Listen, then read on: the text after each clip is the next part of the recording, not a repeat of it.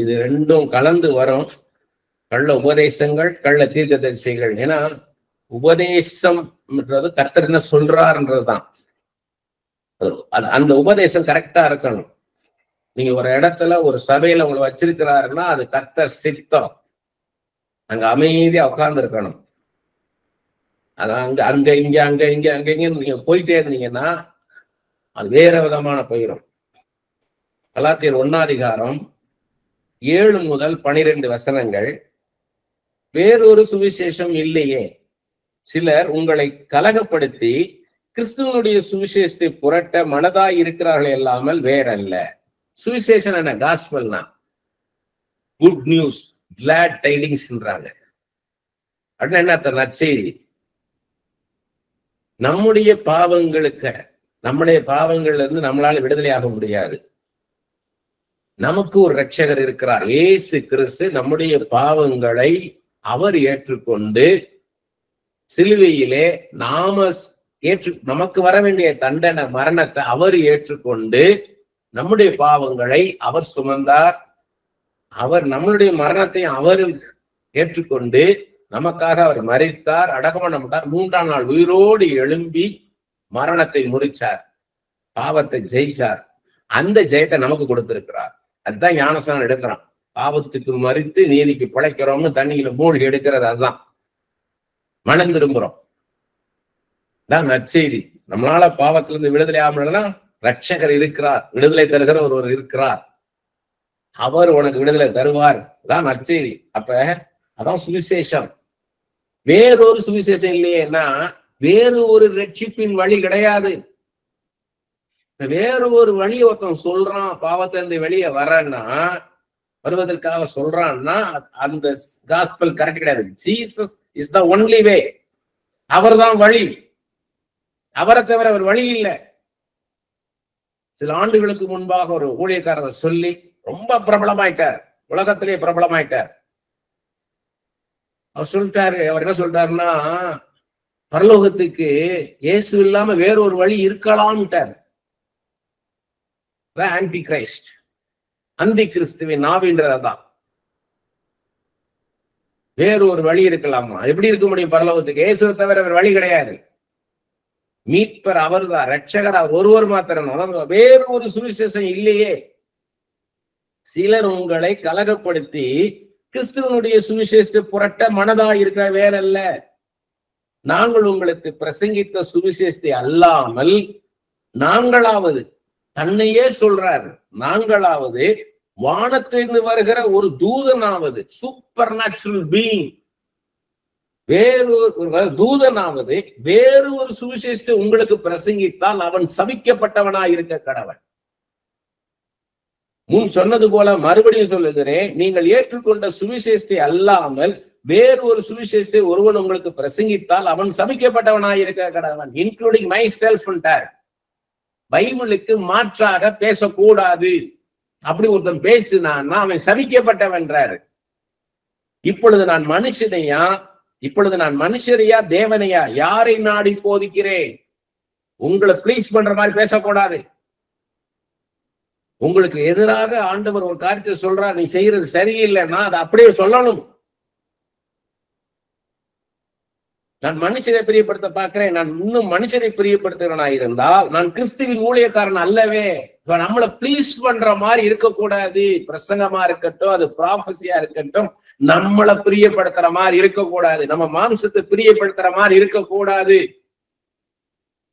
மேலும் சகோதரரே, என்னால் பிரசங்கிக்கப்பட்ட சுவிசேஷம் மனுஷருடைய யோசனையின்படி ஆனதில்லை என்று உங்களுக்கு தெரிவிக்கிறேன். நான் ஒரு மனுஷர் யோசிக்கிறது மாதிரி யோசித்தலாம் நான் பேசலைங்க. 1 Corinthians 1 சொல்றாரு 17ஆம் வசனத்துல, நான் சாதுரிய ஞானம் இல்லாமல் பிரசங்கிக்கவே கர்த்தர் சொன்னார் என்றாரு. அதே 1 Corinthians 2 வசனம் சொல்றாரு, சிறந்த வசனிப்போடு நான் பேசலன்றாரு. My gospel is simple, my speech is simple. சிலுவை மாத்திரம் நான் பேச சொன்னார் கர்த்தர் என்றார். நான் அதை ஒரு மனுஷனால் பெற்றதும் இல்லை, மனுஷனால் கற்றதும் இல்லை. நான் உங்கள்கிட்ட சொன்ன காஸ்பல் நானா சொல்லலைங்க.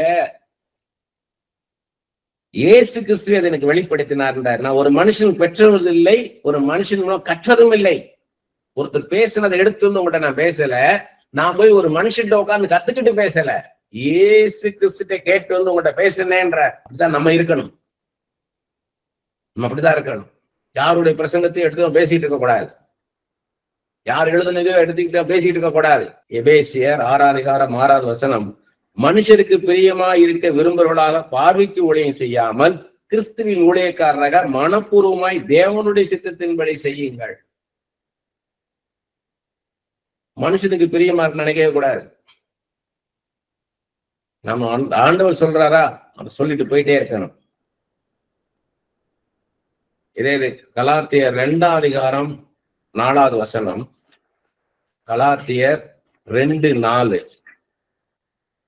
கிறிஸ்து இயேசுக்குள் நமக்கு உண்டான சுயாதீனத்தை உளவு பார்த்து, அப்படின்னு என்ன அர்த்தம்? நம்மளுக்கு வந்து ஃப்ரீ வில் கொடுத்திருக்கிறார். நம்ம அடிமை இல்லை, நமக்குன்னு நம்ம சித்தப்படி எதுனாலும் செய்யலாம். அதை ஆண்டவர் கொடுத்திருக்கிறார்.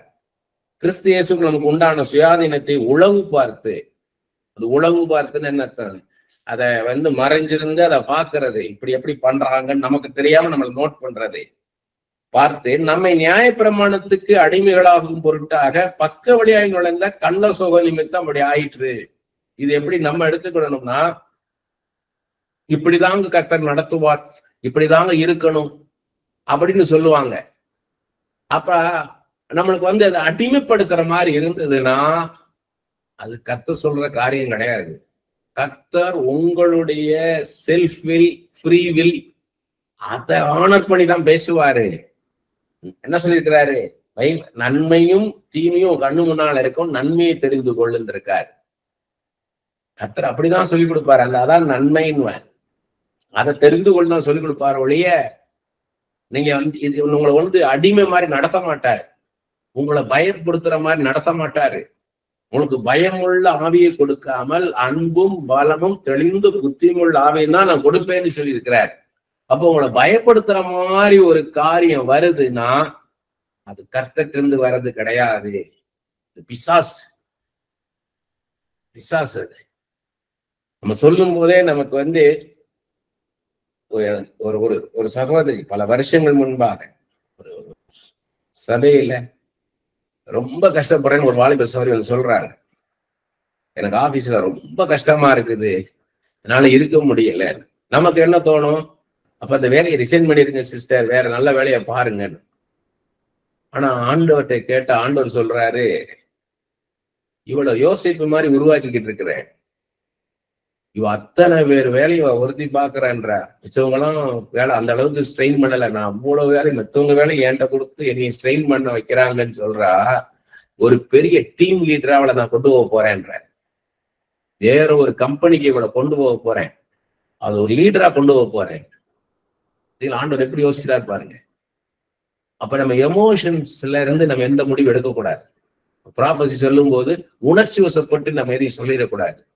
ஆண்டவர்கிட்ட கேட்கணும், ஸ்டெடியா இருக்கணும். நம்ம ஸ்டெடியா இருந்து கேட்டு நம்ம சொல்லணும்.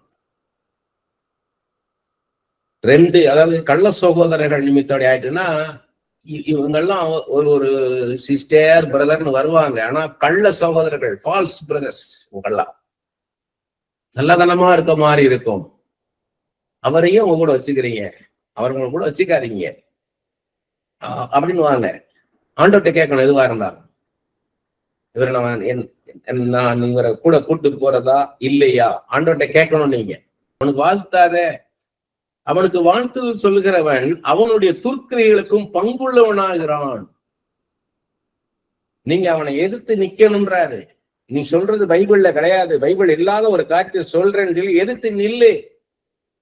நீ அவனோட ஒத்திருந்தேனா அவன் துர்க்கிரையை செய்யறான், அதுக்கு நீயும் பங்கு உள்ளவனாக இருக்கிறன்றாரு.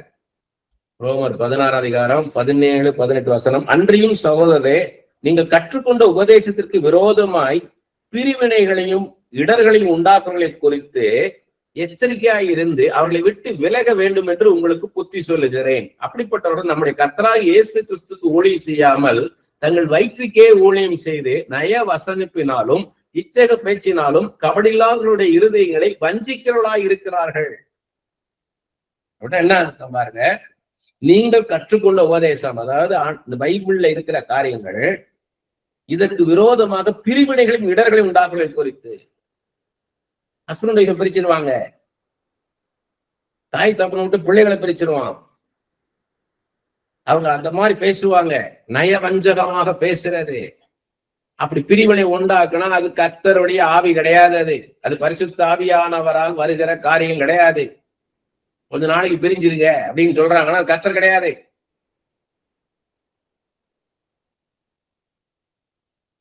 இடர்கள் உண்டாக்க கூடாது, அங்க ஒரு மனத்தை உண்டாக்கணும். கணவன் மனைவிக்குள்ள ஒரு மனம் உண்டாகணும், தாய் தகப்பனுக்கும் பிள்ளைகளுக்கும் நடுவில் ஒரு மனம் உண்டாகணும், சீர்படுத்தணும் அந்த உறவை. இவங்களை குறித்து எச்சரிக்கையாக இருங்கன்றாங்க. ஏன்னா அவங்க வயிற்றுக்கு ஊழியம் செய்யறாங்க, வயிற்றுக்கு ஊழியம் செய்யறாங்க. இன்கம், ஒரு இன்கம் கிடைக்குது, காணிக்கின்றத அவன் என்ன நினைக்கிறான், ஒரு வருமானமா பாக்குறான். நய வசனிப்பினாலும் இச்சக பேச்சினாலும் கபடில்லாதவருடைய இருதயங்களை வஞ்சிக்கிறவளா இருக்கிறாங்க. அதான் சர்ப்பத்தை போல வினாவுள்ளவளாயிரு, சர்ப்பத்தை போல வினாவுள்ளவனாயிரு. அலர்ட்டா இருக்கணும். எப்படிப்பட்ட போதனை வருது நம்ம நோக்கி கவனமா இருக்கணும்.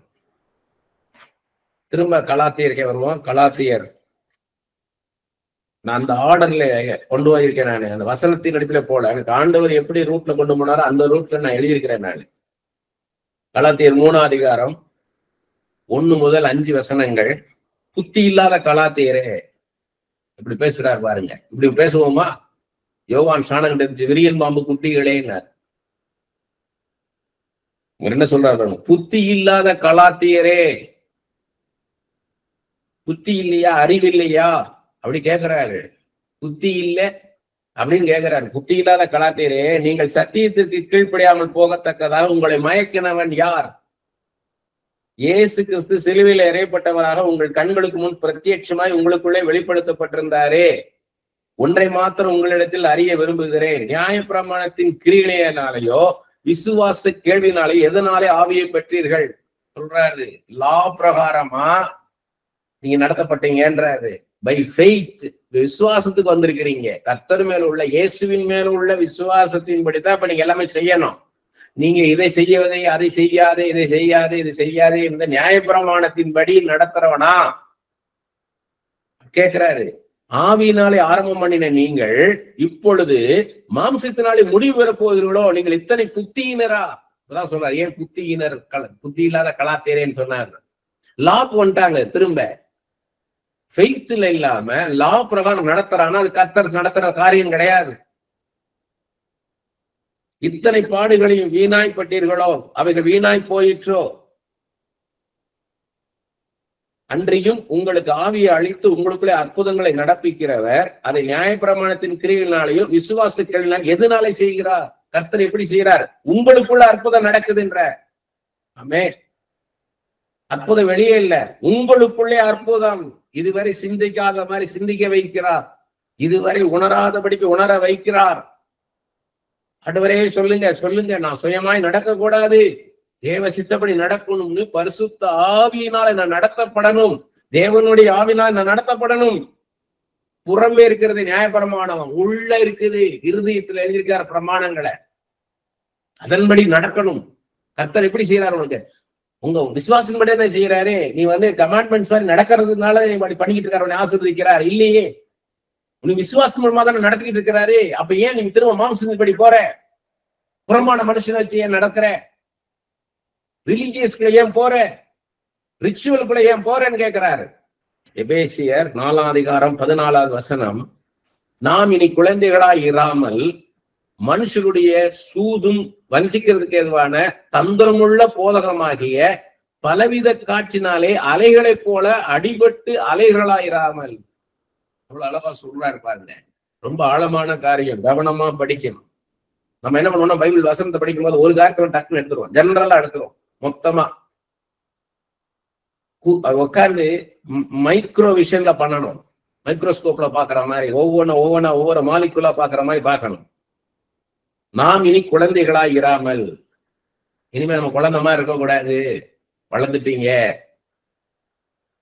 மனுஷனுடைய சூதும் வஞ்சிக்கிறதுக்கு எதுமான தந்திரமுள்ள போதகமாகிய பலவித காற்றினாலே அலைகளை போல அடிபட்டு அலைகளாராமல் அலை அப்படி பண்ண அப்படி வரும், இப்படி போகும், அப்படி போகும், இப்படி வரும், அப்படி போல இருக்கிறார அநேக போதனைகளை போகாத என்றார். ஒவ்வொருத்தரும் ஒவ்வொரு டெக்னிக் யூஸ் பண்ணுவாங்க. போனீங்கன்னா டிராவல் பண்ணீங்கன்னா தெரியும். நீங்க அப்படியே பல இடங்களுக்கு போறதுனாலதான் அதை வந்து அனுபவத்தினால நான் பேசுறேன். நான் இதை ஒரு வசனத்தை எடுத்து என்ன பண்ணிடுவாங்க, அவங்க புரட்டிடுவாங்க. அந்த ஜனங்களுக்கு ஏத்த மாதிரி சொல்றோம்ட்டு. இப்ப அப்படி போய் ஜனங்களுக்கு ஏத்த மாதிரி புரட்டினாங்க. அந்த இடத்துல நம்ம போனோம், நம்ம நேரம் நமக்கு ஏத்த மாதிரி நடக்க ஆரம்பிச்சிருவோம்.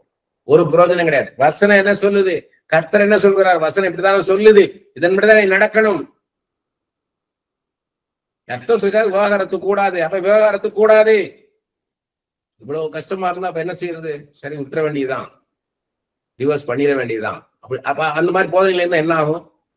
அப்ப எப்பனாலும் விவாகரத்து பண்ணிக்கலாம். மாம்சத்தை பிரியப்படுத்துற மாதிரி இருக்கிற போதனையில இருந்தோம்னா வளரவே மாட்டோம். பைபிள் என்ன சொல்லுது? நல்ல மில்லி கிரகம் எனக்கு ரொம்ப பிடிக்கும். Thus says the Lord in word. The scriptures say. The word says. வார்த்தை சொல்லுது, கர்த்தர் சொல்லுகிறார், இயேசு சொல்லுகிறார்னு சொல்லிட்டு போனோம். பைபிள் என்ன சொல்லுது? அதான் ப்ராஃபஸி. இதுக்கு மாறாக ஒண்ணு பேசினா எடுத்துக்கவே கூடாது. யாரா இருந்தாலும் கேட்கணும்.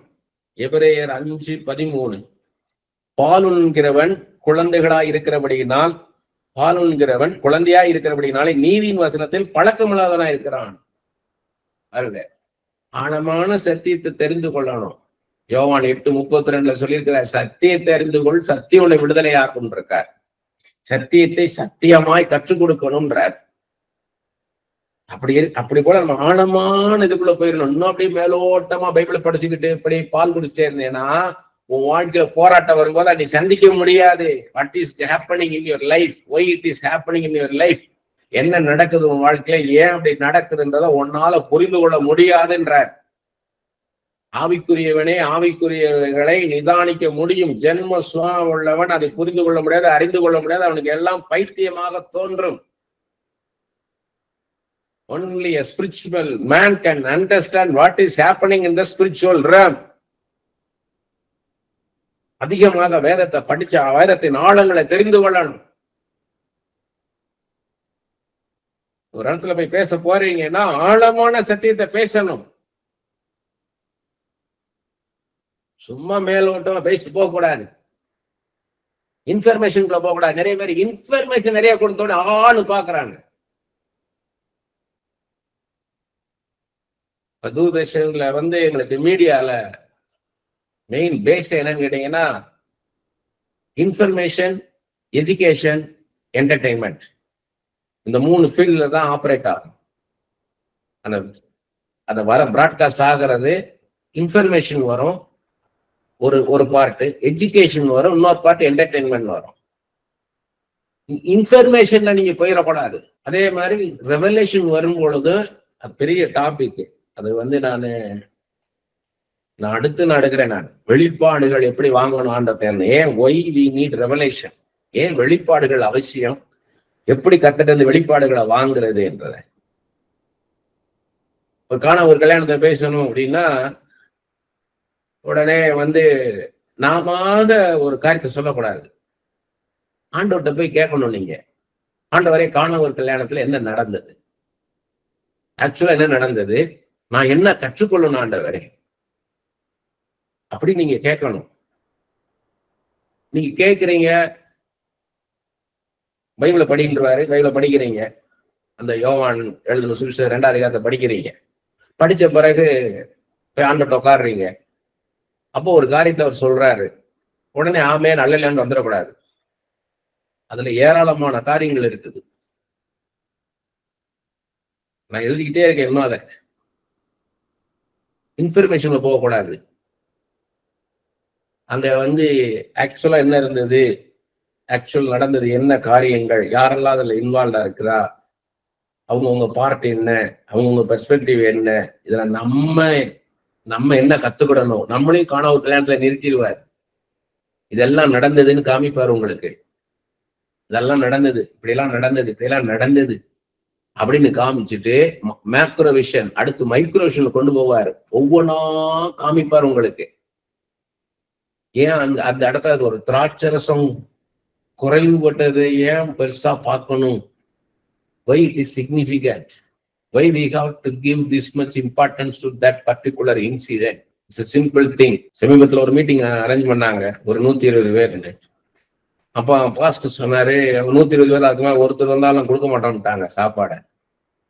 அப்ப பாஸ்டர் வந்து சொல்றாரு, எக்ஸஸா வந்தா என்ன பண்ணான்னா, சொன்னே பாஸ்டர் நான் அப்படி எக்ஸஸா வந்தாங்கன்னா நம்ம வெளியே போய் சாப்பிட்டுக்கலாம் பாஸ்டர், அதை பத்தி கவலைப்படாதீங்க. ஏன்னா வந்து சத்தியத்தை கேட்கறது பெருசு. 120 பேருக்கு 125 வந்துட்டாங்கன்னா 5 பேர் நம்ம வெளியே இருந்து நம்ம வாங்கிக்கலாம் பாஸ்டர். அப்ப நம்ம வந்து நல்ல ஆழமான சத்தியத்தை நம்ம கத்துக்கிடணும்.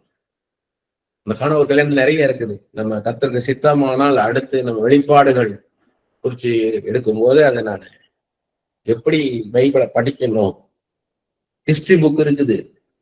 அந்த ஹிஸ்டரி புக்ல இருந்து சொல்லும் போது உங்களுக்கு ஆச்சரியமா இருக்கும். அது வெளிப்பாடு கிடையாது, அது வெளிப்பாடுல ஒரு பார்ட். அது பார்ட் ஆஃப் ரெவலேஷன் தான் அந்த ஹிஸ்டரின்றது. ஏன்னா இதுல என்ன நடந்ததுன்னு ஹிஸ்டரி புக்ஸ் இருக்குது. அந்த அந்த காலகட்டம் எந்த காலகட்டம் நடந்தது, அந்த திராட்சரசம்ன்றது ஏன் அங்க முக்கியமானது அப்படின்ற டீட்டெயில்ஸ் எல்லாம் இருக்குது. அது ஹிஸ்டரி புக்ல இருந்து வருது. அதெல்லாம் உங்களுக்கு இன்ஃபர்மேஷன், உங்களுக்கு ஹெல்ப்ஃபுல்லா இருக்கும், அவ்வளவுதான். ஏன்னா ஆக்சுவல் என்ன நடந்தது அப்படின்னு தெரிஞ்சுக்கலாம் மொழிய, அதையே பிரமாம பாத்திரக்கூடாது. அதே மாதிரி இன்னைக்கு உலகத்துல என்னென்ன காரியங்கள் நடக்குதுன்றது நம்மளுக்கே தெரியும். நீங்க நாங்க நியூஸ் பேப்பர்ல இருந்து தெரிஞ்சுக்கிறேன். உங்களுக்கு வந்து நிறைய உங்களுக்கு சோசியல் மீடியால வந்து எனக்கு நாளைக்கு காலையில பேப்பர் வந்து நான் படிக்கும் போதுதான் எனக்கு தெரியும். உங்களுக்கு இப்ப என்ன நடந்துகிட்டு இருக்குது, what is going on all over the வேர்ல்டுன்றத நீங்க சோசியல் மீடியால எல்லாமே உங்களுக்கு தெரியுது. இதை வந்து ப்ராபஸியா சொல்லிட்டு இருக்க கூடாது.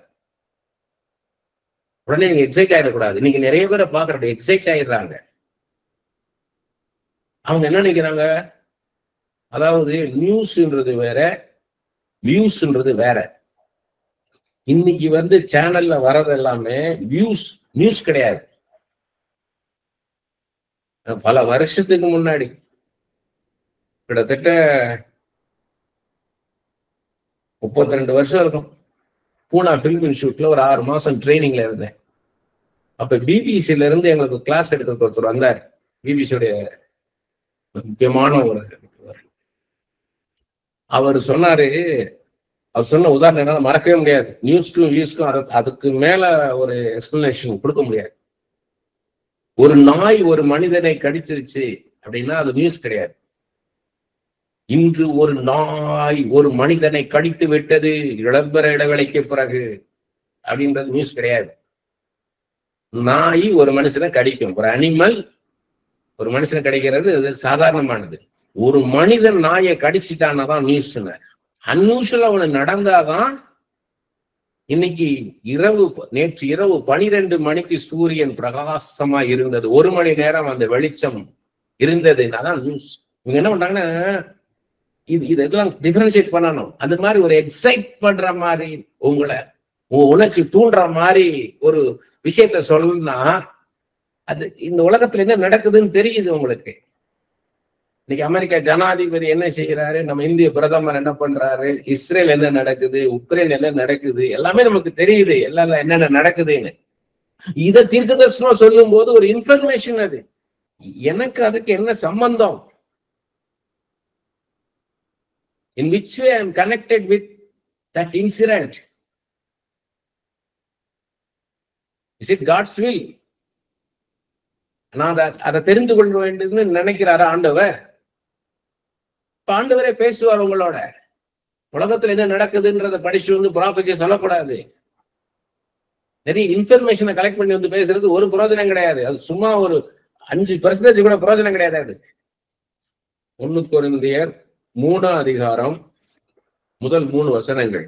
1 கொரிந்தியர் 3ஆம் அதிகாரம் முதல் 3 வசனங்கள். மேலும் சகோதரரே, நான் உங்களை ஆவிக்குரியவர்கள் என்று எண்ணி உங்களுடனே பேசக்கூடாமல் மாம்சத்துக்குரியவர்கள் என்றும் கிறிஸ்துவுக்குள் குழந்தைகள் என்றும் எண்ணி பேச வேண்டியதாயிற்று. சொல்றாரு பாருங்க, நீங்க சைல்டு, நீங்க குழந்தை. நான் ஒரு ஆழமான சத்தியத்தை உங்கள்கிட்ட பேச முடியாது. ஸ்பிரிச்சுவலா ஆழமான ஆவிக்குரிய காரியங்கள், ஆழமான காரியம் உங்கள்கிட்ட பேச முடியாது. நீங்க இன்னும் குழந்தையில இருக்கீங்கன்ற. நீங்கள் பலன் இல்லாதவர்களானதால் உங்களுக்கு போஜனம் கொடாமல் பாலை குடிக்க கொடுத்தேன். இப்படி சொல்றாரு பாருங்க. இதை வந்து எக்ஸ்பிளைன் பண்ண வேண்டிய அவசியம் உங்களுக்கு எல்லாருமே தெரியும். இன்னமும் நீங்கள் மாம்சத்துக்குள்ள இருக்கிறபடியால் இப்பொழுது உங்களுக்கு பலன் இல்லை. இப்ப நீங்க மாம்சத்தின்படி நடந்துகிட்டு இருந்தீங்கன்னா நீங்க ஒரு குழந்தை. பரிசுத்த ஆவியானவரால நீங்க நடத்தப்படணும். ஆண்டவர் என்ன சொன்னார்? இப்படி சொன்னார், இப்படி சொன்னார், இப்படிதான் செய்ய சொன்னார், இப்படிதான் பேச சொன்னார், இந்த இடத்துக்கு போனார், இந்த இடத்துக்கு போகாதனார். அப்படி நடந்தீங்கன்னா மெச்சூர்டு கிறிஸ்டியன்ஸ். நீங்க மாம்சத்தின்படி நடந்தீங்கன்னா according to your own mind, உங்க பிரெயின், உங்க மைண்ட் பிரகாரம் நடந்தீங்கன்னா you are a child. Maturity கிடையாதுன்றாரு. பொறாமையும் வாக்குவாதமும் பேதங்களும் உங்களுக்குள் இருக்கிறபடியால் நீங்கள் மாம்சத்துக்குள்ளே வந்து மனுஷமார்க்கமாய் நடக்கிறீர்கள் அல்லவோ. வாக்குவாதம் பண்றதெல்லாம் சொல்றாரு. இம்மெச்சூர்டா என்ன நடக்கும்ன்றாரு. பிரிவினைகள் உண்டாக்குறது, நானு நீ,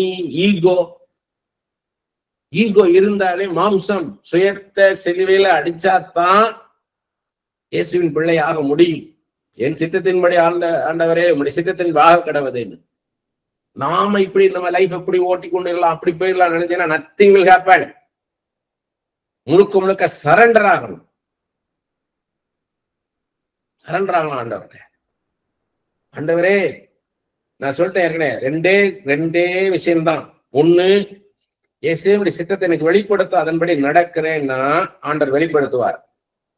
ரெண்டாவது, வெளிப்படுத்தலையா ஆண்டவரே என் சித்தத்தின்படி வேண்டாம் ஆண்டவரே, உம்முடைய சித்தத்தின்படி என்னை நடத்தும், நான் போகக்கூடாத வழிகளை அடைத்து போடும், போக வேண்டிய வழியை மாத்திரம் திறந்து கொடுங்கன்னா போதும், அவர் பொறுப்பெடுத்துக்குவார். ஒண்ணு சொல்லுவாரு, செய்வார், செய்ய வைப்பார். இன்னொன்னு அவரே பொறுப்பெடுத்து நடத்துவார். நம்ம தான் ஒப்பு கொடுக்கணும்.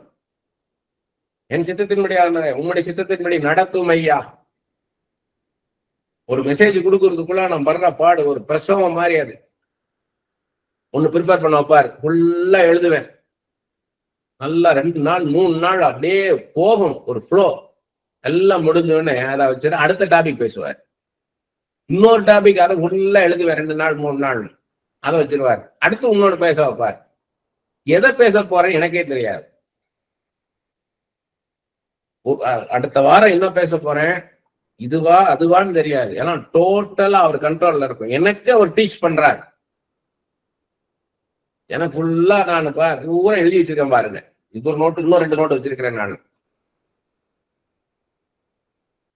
நான் பேசாத, இன்னும் பேசாத பிரசங்கங்கள் அவ்வளவு வச்சிருக்கிறேன். நான் எனக்கு என்னைய ரெடி பண்றாரு. நல்லா தெரியுது, என்னை ரெடி பண்ணி வச்சுக்கிறாரு எந்த மூமெண்ட்லயும் பேசுறதுக்கு. அப்படி போல இருக்கணும். பிலிப்பியர் 3:2 நாய்களுக்கு எச்சரிக்கையாயிருங்கள். பிலிப்பியர் 3:2 நாய்களுக்கு எச்சரிக்கையாயிருங்கள், பொல்லாத வேலையாட்களுக்கு எச்சரிக்கையாயிருங்கள், சுண்ணத்துக்காரருக்கு எச்சரிக்கையாயிருங்கள். இது யாருன்னு கேட்டீங்கன்னா டாக்ஸ்ன்றது யூத முறைப்படி நடக்கணும்னு சொல்றவங்க. அடுத்தது லீகலிஸ்ட். அப்படின்னா இப்படித்தான் நியாய பிரமாணங்கள் இருக்குதுன்னு அதன்படி நடக்கணும்னு சொல்றவங்க. Trouble makers. அடுத்து பொல்லாத வேலையாட்கின்றது ட்ரபிள் மேக்கர்ஸ். அவங்க எப்பயுமே வந்து ஒரு பிரச்சனை உண்டாக்கிட்டே இருப்பாங்க. அடுத்தது ஃபால்ஸ் சர்க்கம்சிஷன், நெசசரி ஃபார் சால்வேஷன்றது. அதாவது இதுதான் செய்யணும்னு ரிச்சுவலான காரியங்களை சொல்றது. நம்ம ரிச்சுவலான காரியங்களை சொல்லி இப்படி நடந்தாதான் உங்களுக்கு ஆசீர்வாதம் வரும், உங்களுக்கு தடை வந்து இதனாலதான், அதனால இப்படி பண்ணுங்க, அப்படி பண்ணுங்கன்றது. நமக்குள்ளுக்குள்ள ஒரு மாற்றத்தை உண்டாக்காம ஆண்டவர் அற்புதம் செய்ய முடியாது. நமக்குள்ள அற்புதம் நடக்கணும், நம்மளை தகுதிப்படுத்துவார். இன்னொன்னு, ஆவிக்குரிய உலகத்துல என்ன நடக்குதுன்றத பார்த்து சொல்றவன் தான் தீர்க்கதரிசி. ஆவிக்குரிய உலகத்துல இப்ப அந்நாள் உங்கள்கிட்ட வந்து ஜெபிக்க வராங்கன்னு வைங்க. அந்நாள் மாதிரி ஒருத்தவங்க ஜெபிக்க வராங்க. அந்நாள் மாதிரியே பல வருஷமா குழந்தை இல்லை, வந்து நிக்கிறாங்க. முதலாவது என்ன ஆகணும்? உங்களுக்கு ஒரு தகப்பனுடைய இருதயம் வேணும், ஃபாதர்ஸ் ஹார்ட் வேணும். உங்க மக மாதிரி பார்க்கணும். இயேசுவே மனம் இறங்கும் ஐயா. ஒரு குழந்தை கர்த்தர் நீர் கொடுத்தாதான் உண்டு, தெய்வம் ஆண்டவர் நீர் கொடுத்தாதான் உண்டு. பிள்ளைகள் கர்த்தரால் வரும் சுதந்திரம், கற்பத்தின் கனியோ கர்த்தரால் வரும் பலன். இயேசுவே மனம் இறங்கும் ஐயா, மனம் இறங்கும், ஒரு கற்பத்தின் கனியை தாரும்னு சொல்லி நீங்க கருத்தோடு ஜெபிக்க ஆரம்பிக்கணும், பாரப்பட்டு ஜெபிக்க ஆரம்பிக்கணும். உங்களை போல அவங்களை நேசிச்சு ஜெபிக்க ஆரம்பிக்கணும். அதன் பிறகு கர்த்தர் வெளிப்படுத்தணும் அந்த காரியத்தை குறித்துன்னு உங்களுடைய ஆவியில ஏங்கணும். இயேசுவே மனம் இறங்கும், மனம் இறங்கும் ஐயா. ஓலாபா காதாரா காபா ராபா ரீபா. இத்தனை வருஷம் குழந்தை இல்லையாண்டவரே, இயேசுவே உமால முடியுமா ஆண்டவரே. நமக்குள்ள ஒரு பிரேயர் போயிட்டே இருக்கும், அது நமக்கு தெரியும். இயேசுவே உமால அற்புதம் செய்ய முடியுமே ஆண்டவரேனா அப்பா அண்ணாளை கொண்டு வருவார். எல்லாருக்கும் சொல்லல, ஒருவேளை அண்ணாளை கொண்டாடான்னு வைங்க, அண்ணாளுடைய ஃபுல் ஹிஸ்டரி உங்களுக்கு தெரியும், அது ஒரு செகண்ட்ல சொல்லுவார். பல நாள் ஜெபிச்சா, அப்படி போல இவங்களும் பல நாள் ஜெபிச்சிருக்கிறாங்க, பல நாள் கண்ணீரோடு மன்றாடுன்னு அது போல இவங்களும் கண்ணீரோட மன்றாடி இருக்கிறாங்க. பல நாள் உபவாசம் இருந்தா அது போல இவங்களும் பல நாள் உபவாசம் இருந்திருக்காங்க. இவங்களுக்கும் அந்த அண்ணாளுக்கு பெணிநாள் மூலமா எவ்வளவு டார்ச்சர் நடந்தது, அதே போல பெணிநாள் இங்கே இருக்கிறாங்க. பெணிநாட்கள் அநேக பெணிநாட்கள் டார்ச்சர் பண்ணிட்டு இருக்கிறாங்க. ஆனா கர்த்தரும் காத்து கொண்டு இருந்தேன். அந்த அண்ணாளுக்கு எப்படி அவ மட்டும் காத்திருக்கல, அந்த அண்ணாள் மாத்திரம் காத்திருக்கல, நானும் காத்திருந்தேன். ஏன்னா ஏலிக்கு அப்புறம் ஒரு தீர்க்கதரிசியை கொண்டு வரணும். அந்த ஓப்பனி பணகாசை நான் ஒரே நாள்ல எடுத்துருவேன், அதுக்கப்புறம் ஒரு தீர்க்கதரிசி வரணும் அந்த ஏலியின் ஸ்தானத்துக்கு. அந்த தீர்க்கதரிசியை இந்த அண்ணாளுக்கு குழந்தையாக கொடுப்பதற்காக நான் காத்து கொண்டிருக்கிறேன். அதுக்குத்தான் அண்ணாளை காக்க வச்சிருக்கேன். அப்ப சொல்லும் போது அதை சொல்லுவார், அதே போல இவங்களுக்கு ஒரு சாமுவேலை கொடுப்பேன்னு சொல்லுவார். சாமுவேலை கொடுப்பேன், இவங்க அர்ப்பணிச்சிருக்கிறாங்க, எனக்கு ஒரு பிள்ளை கொடுத்தா உனக்கு தருவேன்னு சொல்லியிருக்கிறாங்க, அதை நான் கொடுப்பேன்னு சொல்லுவார். பிலிப்பியர் 3:19 அவர்களோட முடிவு அழிவு. இந்த கள்ள தீர்க்கதரிசிகள் கள்ள போதகர்களை சொல்றார், அவங்களோட முடிவு அழிவு. அவர்களுடைய தேவன் வயிறு, அவங்களுக்கு நல்லா சாப்பிடணும், வாழ்க்கையை நடத்தணும், டே டு டே லைஃபை நடத்தணும்ன்றதான் அவங்களுக்கு மெயின். ஆண்டவர் மெயின் இல்லை அவங்களுக்கு. அவர்களுடைய மகிமை, அவர்களுடைய லட்சையே, அவர்கள் பூமிக்கு அடுத்தவைகளை சிந்திக்கிறார்கள். அவங்களுடைய இதெல்லாம் இன்னைக்கு நம்மளுக்கு இவ்வளவு காசு இருக்கணும், ஒரு கார் வாங்கணும், ஒரு வீடு வாங்கணும், நிலத்தை வாங்கணும், அப்படிதான் இருக்கிறாங்க. அப்ப அவங்ககிட்ட போய் ப்ராஃபஸி கேட்டா எப்படி இருக்கும்? அது ஆண்டவர்கிட்ட கேட்டா சொல்லுவாங்க, ஆண்டவன் கனெக்ஷனே இருக்காது. இந்த உலகத்தை பெருசா பாக்குறவன் கர்த்தரை நிச்சயமா பெருசா பார்க்க மாட்டான். அப்படிப்பட்ட போதனையில போய் உட்கார்ந்தீங்கன்னா எப்படி இருப்பீங்க? ஜாக்கிரதையா இருங்கன்ற. தீத்து 1:10-12 அநேகர் விசேஷமாய் விருத்த சேதனம் உள்ளவர்கள் அடங்காதவர்களும் வீண் பேச்சுக்காரரும் மனதை மயக்கமா இருக்கிறார்கள். அவர்களுடைய வாயை அடக்க வேண்டும். அவர்கள் இழிவான ஆதாயத்துக்காக தகாதவைகளை உபதேசித்து முழு குடும்பங்களையும் கவிழ்த்து போடுகிறார்கள். தங்களுடைய ஆதாயத்துக்காக, அந்த குடும்பம் எவ்வளவு கஷ்டப்பட்டாலும் பரவாயில்ல, தங்களுடைய ஆதாயம் நடக்கிறதுக்காக என்ன பண்றாங்க? அவங்க அந்த குடும்பத்தை கசக்கிறான், தகாதவர்களை உபதேசிக்கிறான். கிரேத்தா தீவார், ஓயா பொய்யர், துஷ்ட மிருகங்கள், பெருவயிற்று சோம்பேறிகள் என்று அவர்கள் ஒருவனாகி அவர்கள் தீர்க்கதரிசியானவனை சொல்லி இருக்கிறான். இப்படி சொல்றாரு பாருங்க.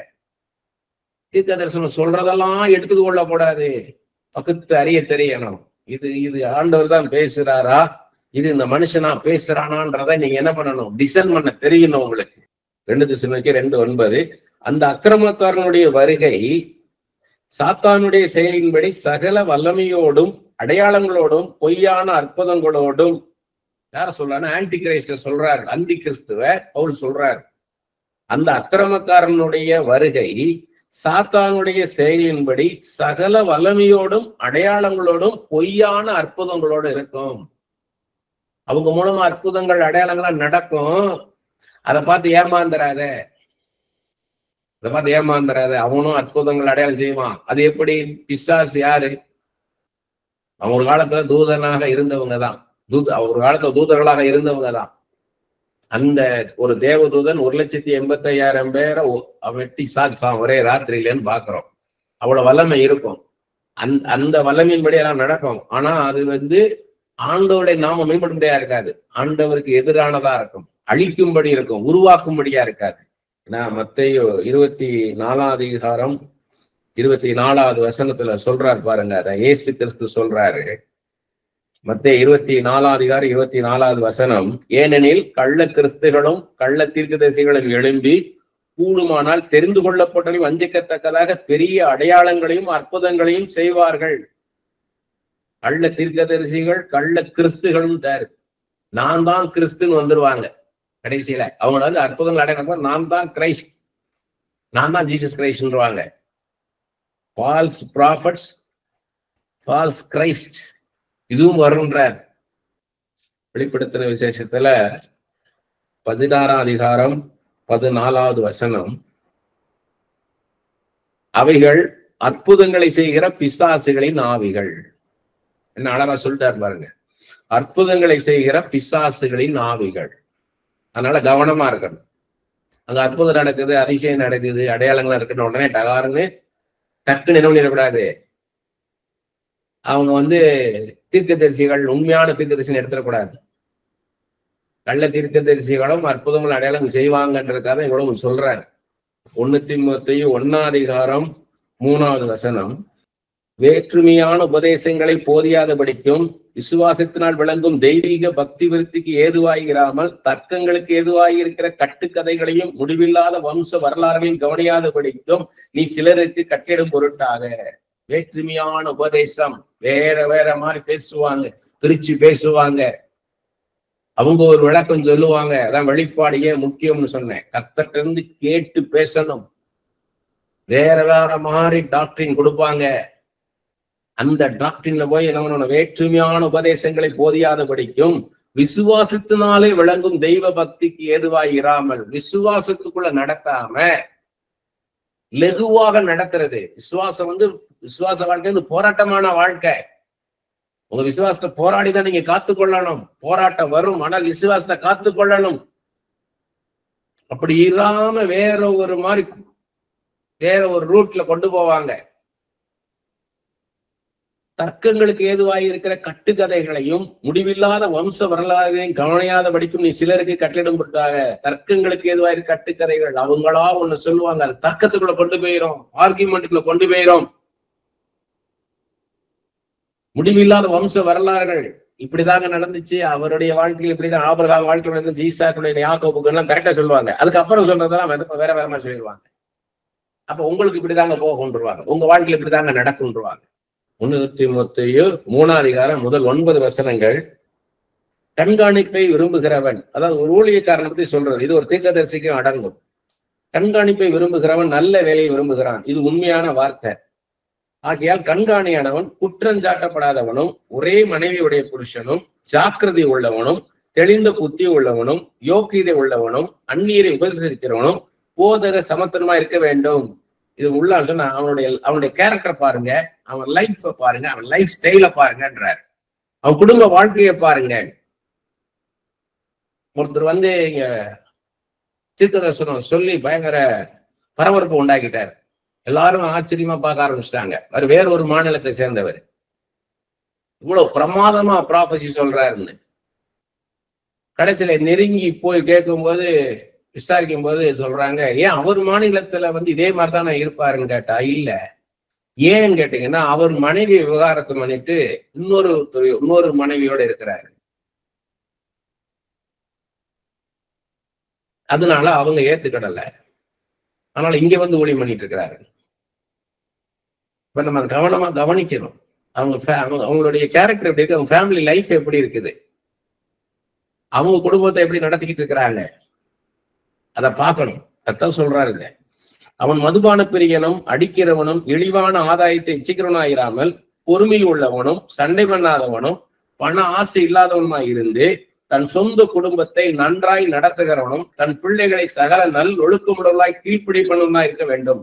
ஒருவன் தன் சொந்த குடும்பத்தை நடத்த அறியாதிருந்தால் தேவனுடைய சபையை எப்படி விசாரிப்பான். அவன் இருமாப்படைந்து பிசாசு அடைந்த ஆக்கணிகளை விடாதபடிக்கு நூதன சீசனா இருக்கக்கூடாது.